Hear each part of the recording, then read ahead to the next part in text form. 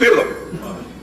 നിരവധി തവണ പറയുകയും നിരവധി തവണ പ്രസ്താവന നടത്തുകയും ചെയ്ത കാര്യം ഒരു തവണയെങ്കിലും എടുത്ത് കാണിക്കാൻ നിങ്ങൾ വെല്ലുവിളിക്കാൻ, രാഷ്ട്രീയം അവസാനിപ്പിക്കാൻ ഈ ഇതിൽ പറയാൻ മേലിൽ ഇത് ആവർത്തിക്കരുത്. നിങ്ങൾ അതിന്റെ ഒരു ക്ലിപ്പിംഗ് നിങ്ങൾക്ക് ഇന്ന് നിങ്ങളുടെ ചാനലിലൂടെ വിടാൻ പറ്റും. പ്രതിപക്ഷം ഇത് നിർത്തിവെക്കണം എന്ന് പറഞ്ഞ ഒരു ക്ലിപ്പിംഗ് നിങ്ങൾക്ക് കാണിക്കാൻ കഴിയും.